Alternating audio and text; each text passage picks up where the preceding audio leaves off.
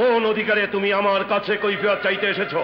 যে অধিকারে আপনি আমাদের মতো প্রজাদের কাছে খাজনার জন্য হাত পাতেন। খামোশ বদতমিজ! আপনার ওই ধমকে ভয় পাবার মেয়ে আমি নই রাজা সাহেব। ছোটবেলা থেকে যাত্রার আসরে দাঁড়িয়ে অনেক নকল রাজা বাদশার ধমক শুনে আমি অভ্যস্ত। তোমার অধ্যত্ব দেখে আমি অবাক হচ্ছি। তুমি ভুলে যাচ্ছ কার সামনে দাঁড়িয়ে কথা বলছো।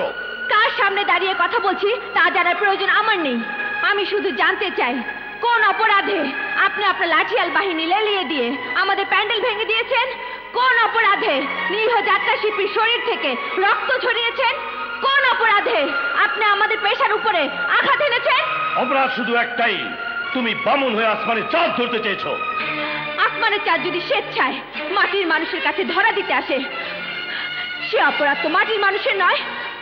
অপরাধ যদি হয়ে থাকে তাহলে ওই আসমানের, যে তার চাঁদকে ধরে রাখতে পারে না। লাল সিং! হুকুম দেজিয়ে মালিক। চাবুক চালাও। যতক্ষণ পর্যন্ত এই নর্তকীর শরীর থেকে ঝলকে ঝলকে রক্ত না ঝরবে ততক্ষণ পর্যন্ত চাবুক চলবে। চালান চাবুক, ঝরান রক্ত। তবুও সামান্য এক নাচনেওয়ালির শরীরের রক্তে আপনার এই মহলের ইট পাথরের গায়ে লেখা হয়ে থাক রাজার প্রজার মাঝে ব্যবধানের ইতিহাস। লাল সিং!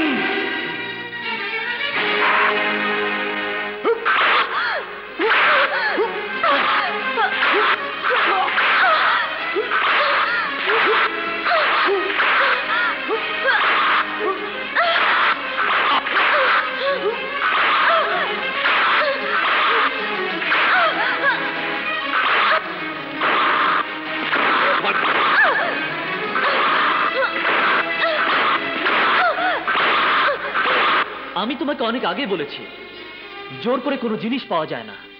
ভালোবাসা তো অনেক দূরের কথা।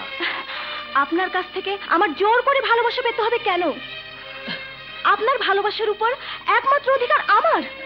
ছোট সাহেব, মালা মহল এসেছে, তাকে চাবুক পরা হচ্ছে।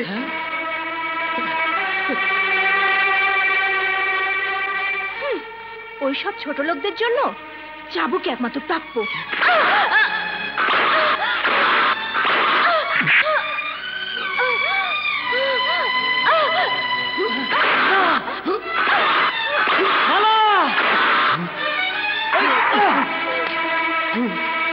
মালা!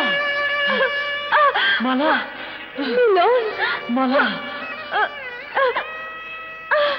এ কি করেছেন আব্বাজান? মানুষের উপরে কি নিষ্ঠুর বর্বরতা!